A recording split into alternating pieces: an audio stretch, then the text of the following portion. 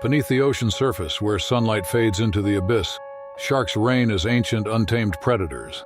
With sleek bodies engineered for speed and senses sharper than any hunters, they have patrolled Earth's waters for over 400 million years, way before dinosaurs took their first steps. Yet a misunderstood marvel of evolution lies beyond the fearsome teeth and cold, calculating eyes.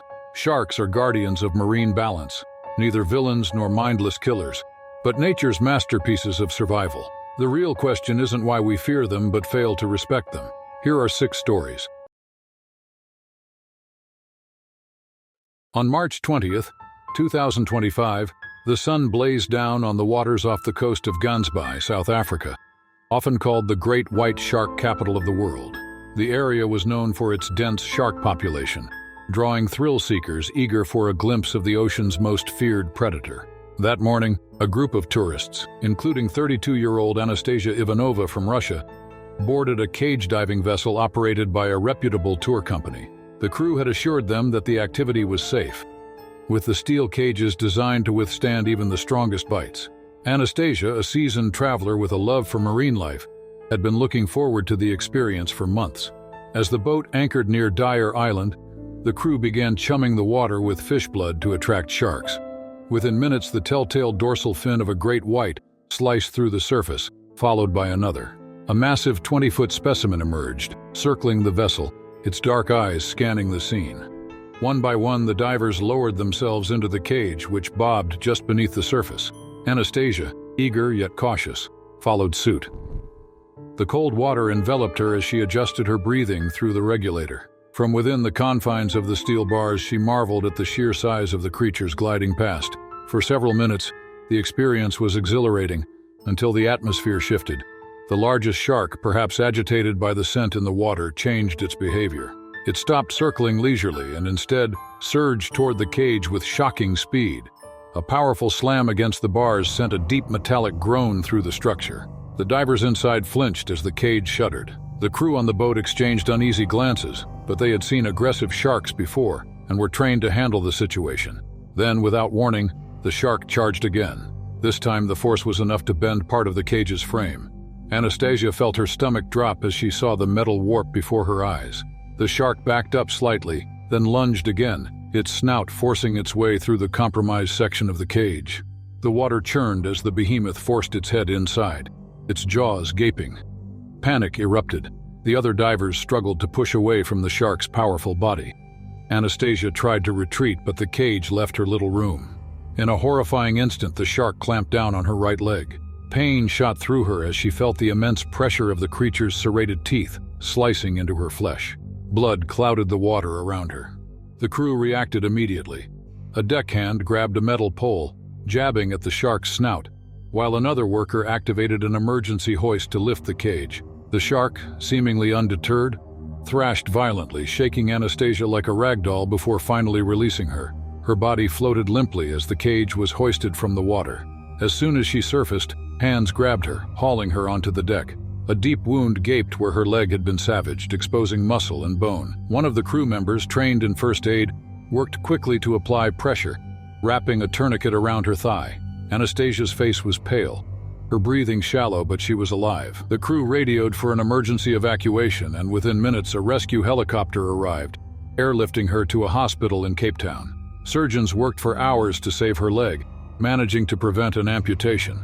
Though the damage was severe, Anastasia survived the ordeal, later recounting the attack with remarkable composure. The incident sparked international debate about the safety of cage diving practices. Experts questioned whether the structures used in shark tourism were truly capable of withstanding the force of large great whites. Authorities in South Africa conducted a full investigation, leading to stricter regulations and reinforced cage designs. Despite her injuries, Anastasia maintained a deep respect for sharks, acknowledging that she had been in their domain. She vowed to recover and continue traveling, though she admitted she would think twice before getting into a cage with a great white again. In the weeks that followed, Anastasia's story gained widespread media attention. Reporters from all over the world sought interviews, eager to hear firsthand what it was like to survive such a terrifying encounter.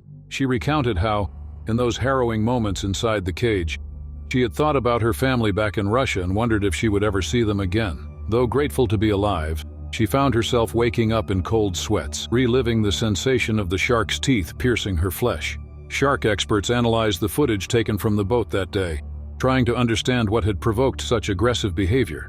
Some theorized that the excessive chumming had triggered a feeding frenzy, causing the shark to act unpredictably. Others speculated that the shark had mistaken the cage for a rival predator.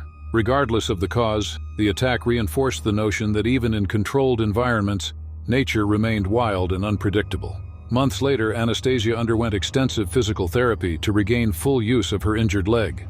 Though she walked with a limp, she refused to let the attack define her. She became an advocate for responsible shark tourism, urging dive operators to prioritize safety measures over sensational experiences. She also worked alongside marine conservationists, emphasizing that sharks, despite their fearsome reputation, were not mindless killers but essential parts of the ocean ecosystem. As life slowly returned to normal, Anastasia traveled back to South Africa, standing on the shores where her ordeal had unfolded. Staring out at the endless expanse of water, she felt a strange sense of peace. The experience had changed her, leaving scars both physical and emotional, but she refused to live in fear. The ocean, after all, had always been a place of mystery and danger, a force to be respected, not feared. In the summer of 2002, the crystal-clear waters of Sharm el-Sheikh, Egypt, shimmered under the midday sun. The Red Sea, famous for its vibrant coral reefs and abundant marine life, attracted thousands of tourists each year.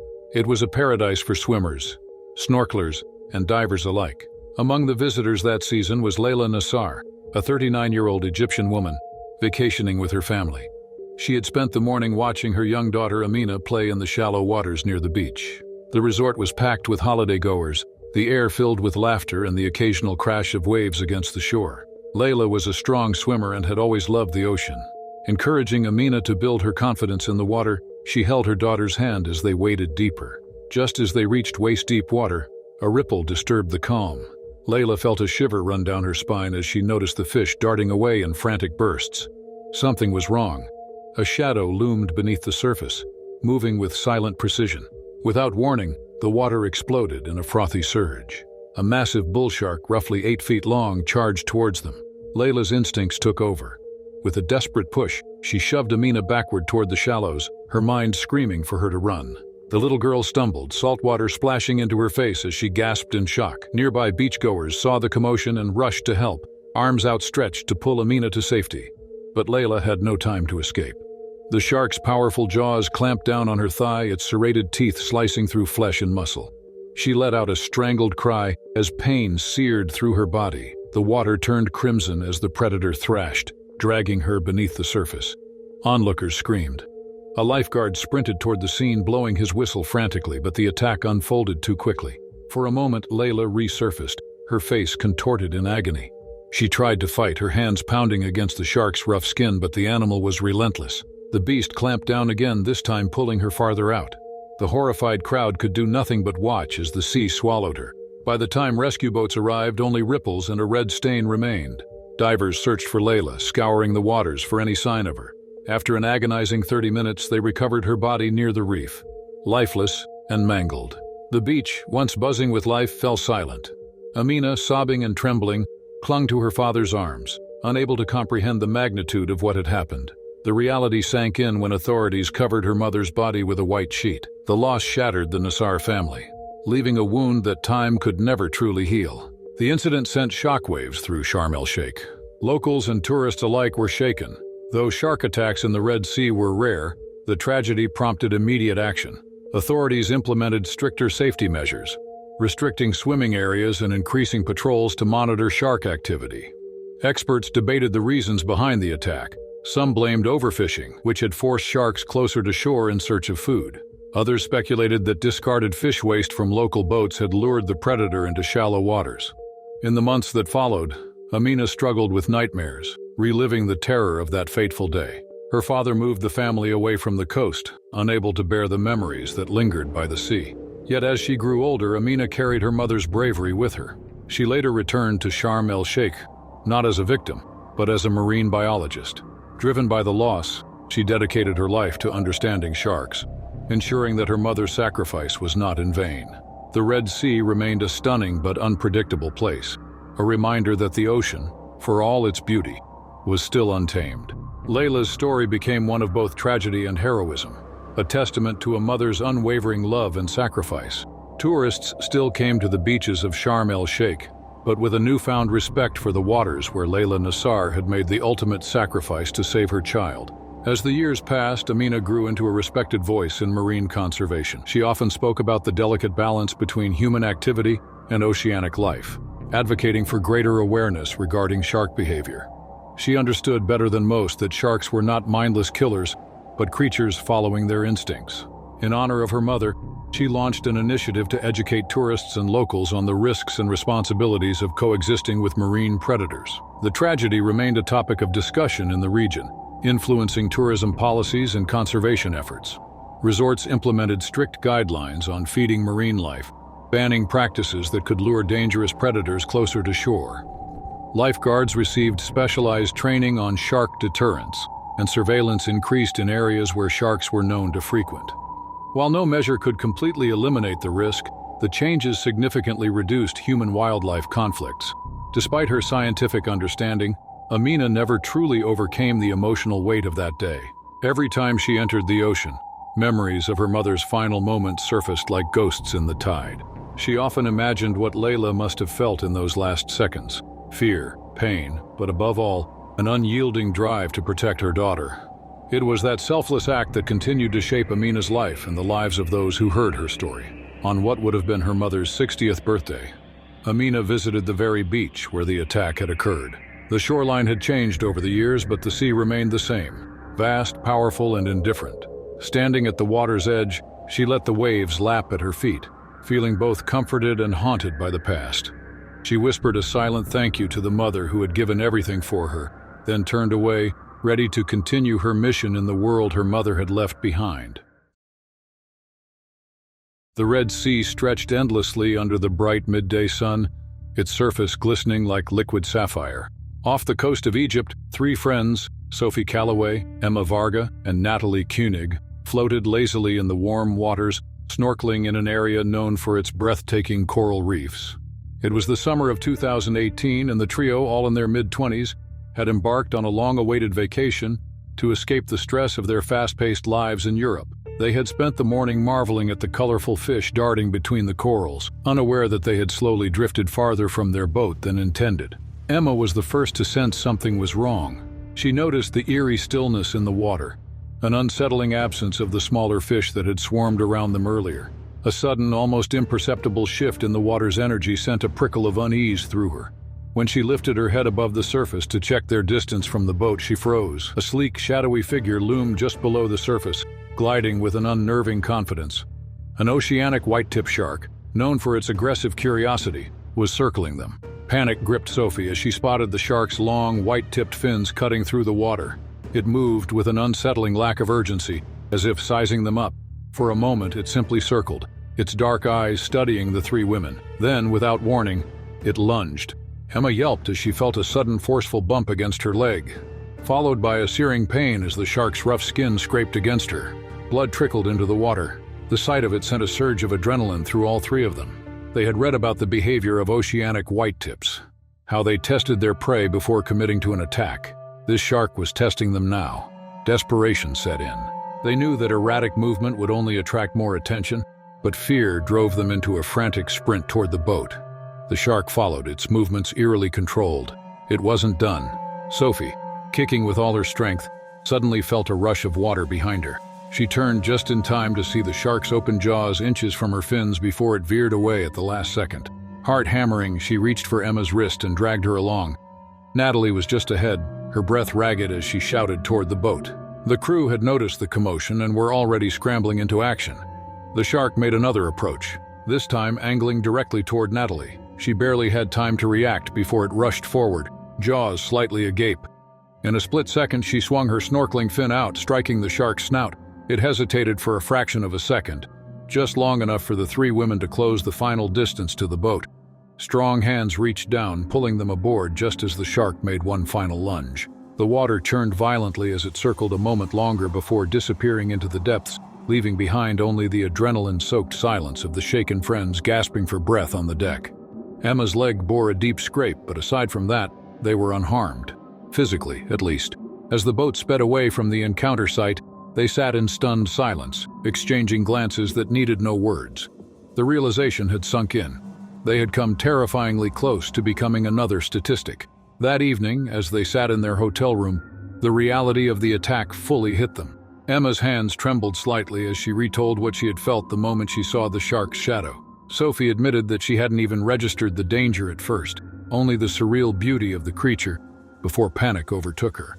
Natalie, normally the most adventurous of the three, confessed she would think twice before snorkeling in open waters again. In the days that followed, local marine experts weighed in on what might have triggered the shark's aggression. Some theorized that overfishing in the area had driven sharks closer to human activity in search of food.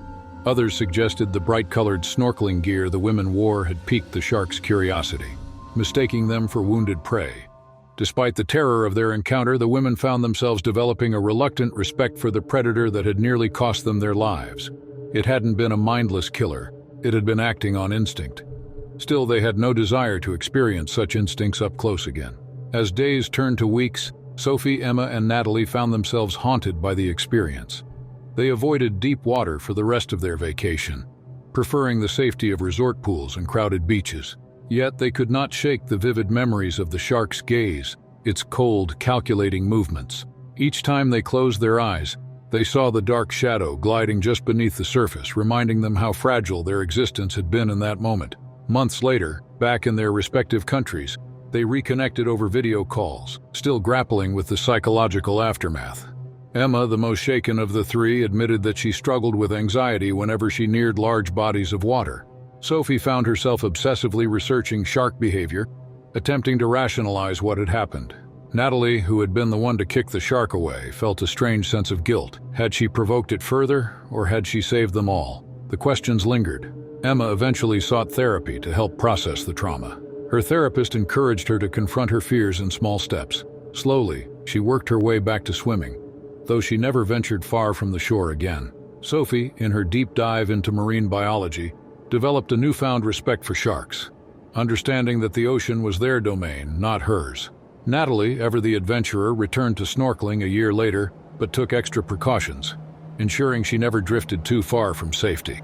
Their encounter became a defining moment in their lives, a reminder of both the ocean's beauty and its raw, unpredictable power. The Red Sea, with all its breathtaking wonders, was no less magnificent than before. But to them, it would forever be the place where they had come face to face with something ancient, powerful, and beyond their control.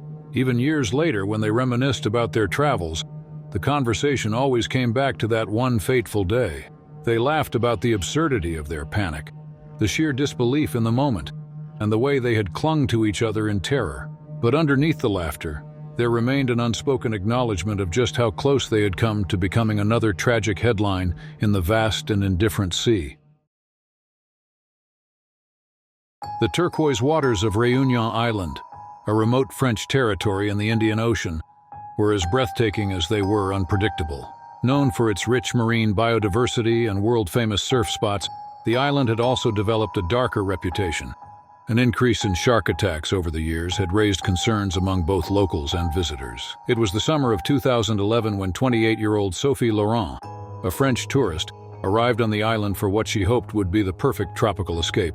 Sophie had always been drawn to the ocean. A strong swimmer, she had spent countless summers along the Mediterranean, but Réunion's waters were unlike anything she had experienced before. She was warned by locals about the risk of shark activity, particularly in certain areas where previous attacks had occurred. However, the secluded cove near her resort seemed calm and inviting, far from the well-known danger zones. That afternoon, she decided to go for a leisurely swim, unaware that she was about to become part of the island's tragic history. The waves rolled gently as Sophie waded in, the sun shimmering off the water's surface. For the first few minutes, she floated on her back, enjoying the warmth on her skin. But then, an eerie stillness settled over the sea. The usual chorus of seabirds had quieted, and the water seemed unnaturally calm. A growing sense of unease crept over her as she noticed small fish darting frantically beneath her. Then came the unmistakable shadow, A tiger shark, nearly 12 feet long, materialized from the depths, gliding with a slow, deliberate grace. It was watching her. In an instant, Sophie's paradise turned into a nightmare. Before she could react, the beast surged forward, its powerful tail propelling it toward her with terrifying speed. She barely had time to kick before the impact sent her tumbling underwater. Pain exploded through her leg as razor-sharp teeth tore into her flesh. The beachgoers on shore heard the scream, a piercing, primal sound that sent a wave of panic through the crowd. A surfer, Adrien Moreau, who had been paddling nearby, saw the thrashing and recognized the horror unfolding before him. Without a moment's hesitation, he turned his board toward Sophie, paddling with desperate urgency. The shark, still latched onto her leg, began dragging her further from shore. Blood stained the water, a gruesome signal that attracted even more predators. Sophie, half conscious from the shock, struggled weakly against the beast's hold. Then, as if sensing Adrian's rapid approach, the shark suddenly let go, retreating a few feet, but still circling. Adrian reached Sophie just in time, grabbing her under the arms and hoisting her onto his board. Her leg was severely mangled, her body limp. Every stroke back to shore felt agonizingly slow. The onlookers, some frozen in terror, others rushing to help, formed a panicked cluster at the shoreline as Adrian and another surfer pulled her onto the sand. Despite the efforts of lifeguards and paramedics, Sophie had lost too much blood. Her pulse weakened as they frantically applied pressure to the wound. The ambulance arrived within minutes, but by the time they reached the hospital, it was too late. Sophie Laurent was pronounced dead, another victim claimed by the waters she had loved so much. Her death sent shockwaves through the island. The government of Réunion took immediate action, implementing stricter swimming bans in high-risk areas and increasing patrols to monitor shark activity. Debates flared about culling efforts, with conservationists arguing against the killing of sharks while others pushed for stronger protective measures for swimmers and surfers. Adrien, though hailed as a hero for his rescue attempt, struggled with the weight of the event. He replayed the moment over and over, wondering if he could have done something differently. The ocean, once his sanctuary, became a place of haunting memories. Sophie's family, devastated by the loss, urged authorities to improve safety measures, but also advocated for responsible shark conservation. They refused to let her memory fuel blind hatred toward the creatures that had coexisted in the ocean for millions of years. Instead, they focused on education, funding awareness programs to help others understand the risks of swimming in shark-inhabited waters. As time passed, the debate surrounding Sophie's death continued to shape policies on Reunion Island. Some local fishermen pushed for aggressive culling, blaming the government's marine protection laws for the growing number of sharks near the beaches. Conservationists, however, fought back, arguing that killing sharks would do more harm than good to the fragile ecosystem. The island was at a crossroads, caught between human safety and the preservation of marine life. Adrien eventually left Réunion, unable to shake the trauma of that day.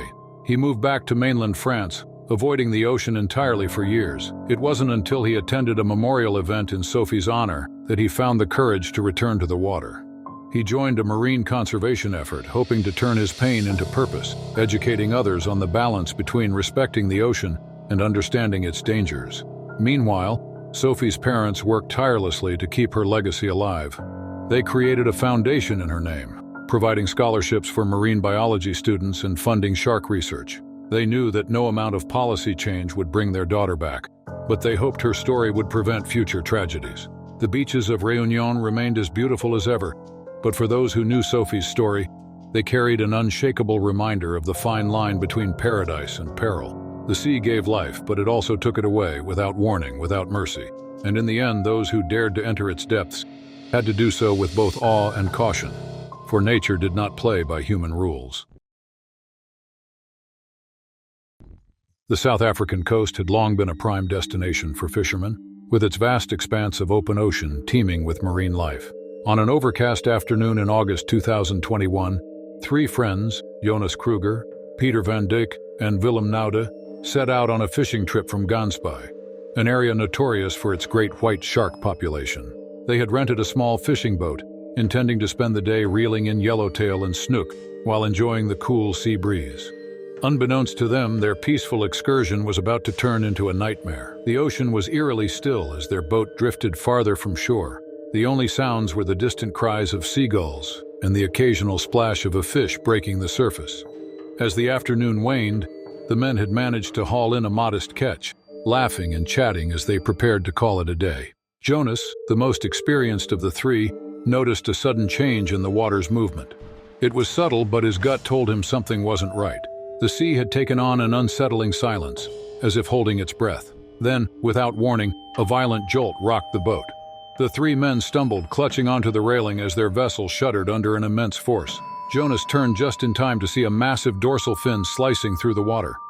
A great white shark, at least 15 feet long, had rammed the boat's hull. Before they could react, the predator circled back, its powerful body colliding with the vessel once more. Panic set in. Peter grabbed a wooden oar, slamming it against the water in an attempt to deter the shark. The beast, undeterred, disappeared beneath the waves for several agonizing seconds before erupting from below. Its head breached the surface, jaws agape, revealing rows of serrated teeth. It clamped onto the side of the boat, shaking it with terrifying force. The fiberglass hull groaned under the pressure, cracks forming where the shark's teeth had punctured the surface. Willem fumbled for the radio, his fingers trembling as he called for help. Static crackled before a voice responded, assuring them that a rescue team was on its way. But time was not on their side. The shark wasn't finished. With a final, devastating strike, it rammed the boat's stern. Jonas lost his footing and nearly went overboard, his body lurching toward the edge. At the last possible second, he grabbed the railing, his fingers tightening around it as the boat pitched wildly beneath him. His heart pounded as he hauled himself back, narrowly avoiding the dark abyss below. Thinking fast, Willem threw a life ring toward Jonas, yelling at him to grab it. The shark struck again, sending a massive wave crashing over the boat. Water engulfed them as the predator lunged, jaws snapping mere inches from the vessel. With every ounce of strength he had, Jonas kicked wildly, narrowly evading the beast's deadly bite. Peter, desperate to help, grabbed a flare gun from the emergency kit and fired it directly into the water near the shark. The sudden burst of light and heat startled the predator, sending it retreating for a brief moment. Seizing the opportunity, Willem and Peter hauled Jonas back aboard, their hands slick with seawater and adrenaline. Moments later, the distant hum of an approaching rescue vessel filled the air. The Coast Guard arrived just as the Great White made one final pass before vanishing into the abyss. The battered fishing boat, barely holding together, was escorted back to shore. Once safely on land, the three men collapsed onto the dock, exhausted and shaken. Jonas, still drenched and trembling, muttered a breathless, "Never again." The encounter had left them rattled, their once beloved pastime now tainted by the memory of the ocean's raw, untamed power. News of the attack spread quickly, sparking debates about the risks of fishing in shark-infested waters. Some experts suggested that the shark had mistaken the boat's movements for struggling prey, while others argued that increased human activity in the region had disrupted natural feeding patterns. Regardless of the reason, one thing was clear. No one who heard their story would underestimate the ocean's apex predator again. As the sun set over Gansby, the three friends sat in silence, staring out at the vast, indifferent sea. It had given them years of adventure, but that day, it had reminded them of a brutal truth. Out there, they were merely visitors in a world ruled by something far more ancient and powerful. The waters off the coast of Okinawa, Japan, had long been a haven for fishermen, known for their bountiful catches and deep, mysterious depths. It was an early morning in September 2005, when Hiroshi Tanaka, a seasoned 35-year-old fisherman, set out with his crew on a small commercial boat.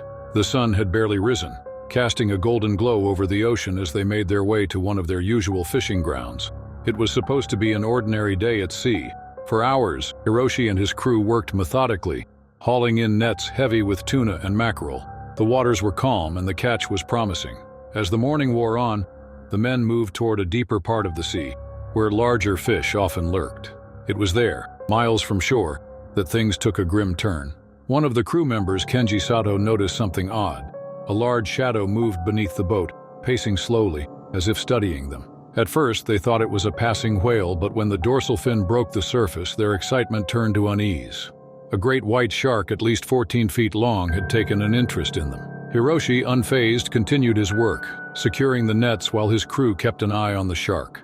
These creatures weren't unheard of in Okinawan waters, but attacks were rare. As long as they remained cautious, there was little to fear, or so they believed.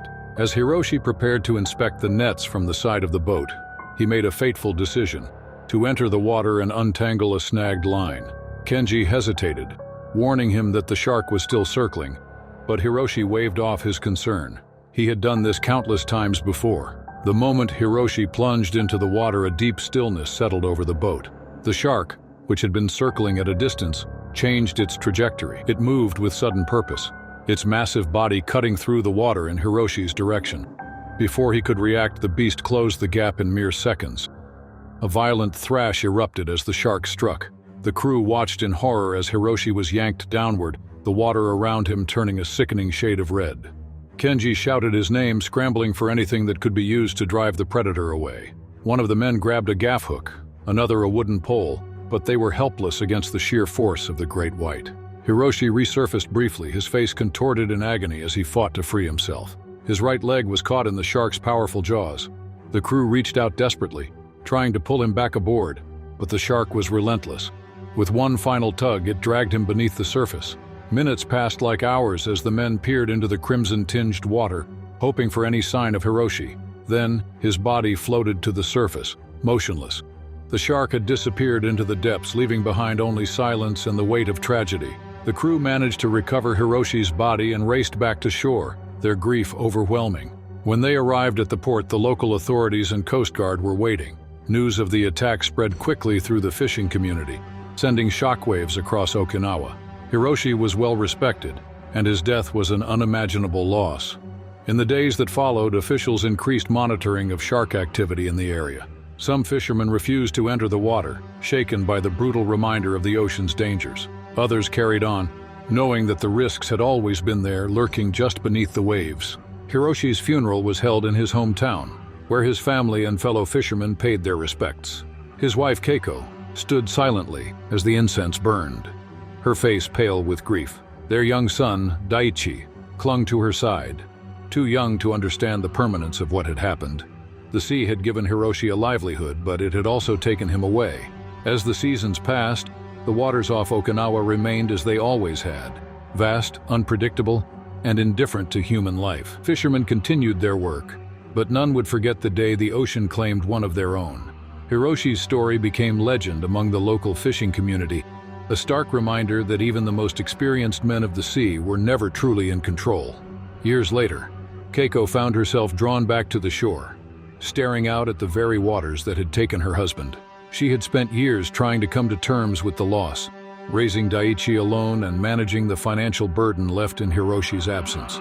Though she despised the sea for what it had done, she could not bring herself to leave Okinawa. The ocean was part of their family's story, and no amount of pain could erase that. Kenji, still haunted by the memory of that day, struggled to continue fishing. He developed an irrational fear of the open water, hesitant to step aboard another boat. The once fearless fisherman now found himself waking in the middle of the night, drenched in sweat, his mind replaying Hiroshi's final moments over and over again. Eventually, he abandoned the sea altogether, taking up work on land. But no matter how far he tried to distance himself, the guilt followed him. The attack prompted marine researchers to investigate whether environmental changes had contributed to increased shark activity. Some speculated that overfishing had depleted the sharks' natural prey, forcing them to seek food in areas where they normally would not venture. Others suggested that a rise in water temperatures had altered their migration patterns, bringing them closer to human activity. Regardless of the cause, the tragedy reignited discussions on balancing marine conservation with the safety of those who depended on the ocean for survival. Daichi, though only a child when his father was taken, grew up hearing stories of Hiroshi's bravery and dedication to the sea. Determined to honor his legacy, he later pursued a career in marine biology, vowing to study the very creatures that had shaped his family's fate. As much as he wanted to hate sharks, he knew they were simply part of the ocean's design, neither cruel nor merciful, just existing as they always had. Okinawa's waters remained unchanged, but for those who had known Hiroshi Tanaka, they carried an unshakable weight. The waves still crashed against the shore, the tide still pulled and receded, and fishermen still ventured out to sea, knowing full well the risks. But every time they cast their nets, they did so with a quiet reverence, remembering the man who had been lost to the depths and the unpredictable nature of the sea that ruled their lives.